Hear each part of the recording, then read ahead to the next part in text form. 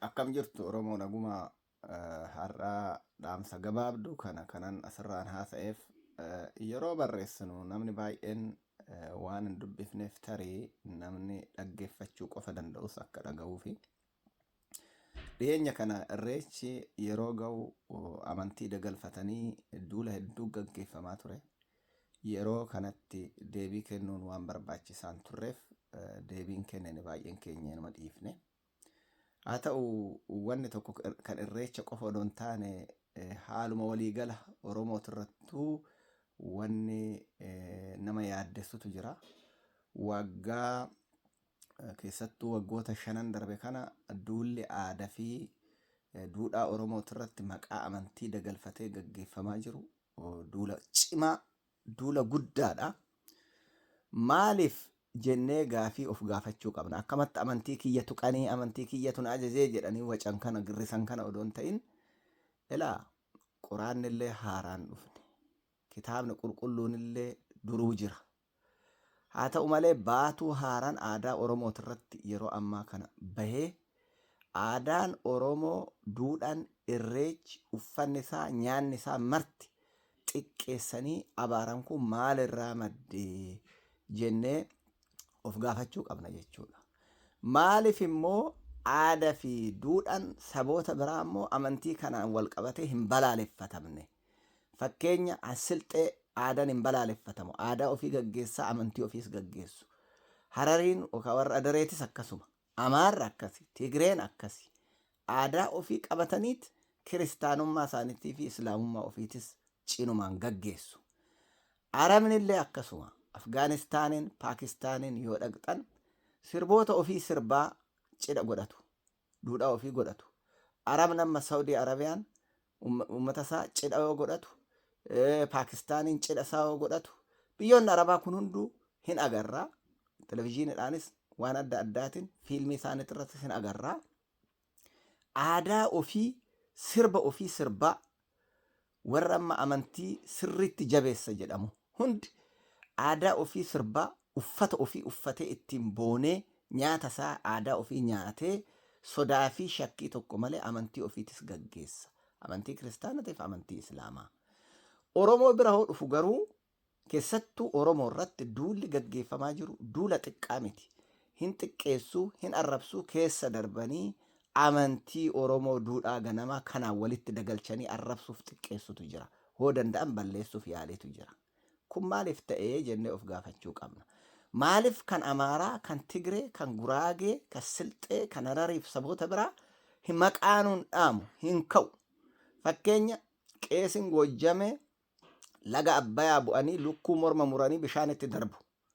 Haa ta'u malee irreechi Oromoo kan marga jiidhaa qabatee malkaa bu'u. Hawaan tokko hin balleessinu yookaan waan tokko fakkeessee waaqa biraan kadhanne hin balaaleffatama, hin tuffatama. Kan warra Goojjamee kun garuu ka'een beeku maqaanis hin dhaamu. Han biyyoota Arabaatirraa aadaan nutti dhufes kanuma. Uffata aadaa ofii uffatanii waaqa ofii kadhachuu maaltu dhoowwe? Ormi maaliif uffata aadaa ofii uffatee waaqa isaa kadhata? Nummoo maaliif hanjaraa yoo uffanne malee keenya dogongora nutti fakkaata. Oromoo waaqni abaareet uume, aadaa isaa abaareet uume. Maaliif kan Oromoo uffannis nyaannis duudhaan afaan isaa tuffatama? Kana of gaafachuu qabna jechuudha. Keessattuu irreechi maaliif akkanatti sodaatame? Irreechi kun yeroo ammaa Oromoo tokkoomsee Oromoo qofaa miti Afrikaayyuu walitti fiduu kan heduu fi addunyaanuu akka waan haarawatitti ija babaaftee laaltee waanumti kun nu'uu kan barachuu qabnu jettee biyyoota faranjii kanatti yeroo irreecha kabajnu kuni waan nullee isinirraa barannee gochuu qabnu isin wajjin waan ofii irraa barannee gochuu qabnu jedhanii maalalchiifatan biyya keenya keessatti saboonni biraa amantiidhaan dagalfatanii sheekotii fi paastaroota maqaa Oromootiin socho'an tokko tokko illee kanaan dagalfatanii akka waan quraanni fi baaybiliin yookaan kitaabni qulqulluun haarawa amma gadi bu'ee aadaa Oromoo hundumaa xureessuuf balaaleffachuutu jira. Yeroo ammaa kana biyya keenya keessatti bakka hedduutti cidharratti sirbi dhoowwamee jira. Faaruun dhoowwamee jira. Duudhaan Oromoo dhoowwamee jira.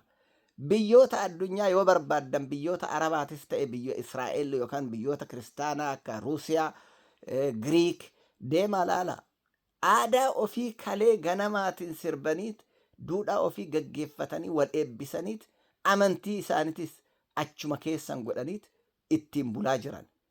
Oromoo keessa biyya Oromootitti garuu han Oromoo akka waan faallaa ta'e akka waan Oromoo kana waaqni abaaree uumetitti deebisanii an alagaan ittiin nu abaaruun of abaaraa jirtan. Keessattuu warra amantii jabeessine jettanii aadaaf duudhaa Oromoo itti duulaa jirtan.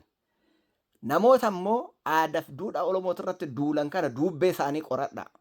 Warra afaan Oromoo barate malee Oromoo miti. Sheekni faastariin Oromoo taate garuu sirriitti qoradhu. Odoo gadi baatee lallabin dura aadaa kiyya waaqni hin abaaree jedhi of gaafadhu. Maafan dogongora saba koo barsiisa jedhi of gaafadhu. Kanaaf mariin kun akka gaggeeffamu waan ayyaadefan gaafii kana kaase. Gaafiin kun gaafii bu'uraati. Namni amantii qabu hunduu of gaafachuu qaba. Wal arrabsuuf wal xiqqeessuu odoo hin taane kabajaadhaan walitti taasa'ee wal hubachiisuu danda'uu qaba. Ijoolleen immoo reefu afaan bartan kan afaan malee gurra hin qabne ijas hin qabne callisaa marii namni gaggeessu dhaggeeffadhaa. Yoo warraa barachuu dandeessan baradhaa. Kaatanii akkanumaan arrabsoo amantii kiyya tuqe ebelu jettanii wacuu dhiisa. Haguma afaan bantan wallaalomni keessan isinirraa mul'achaa oola waan ta'eef.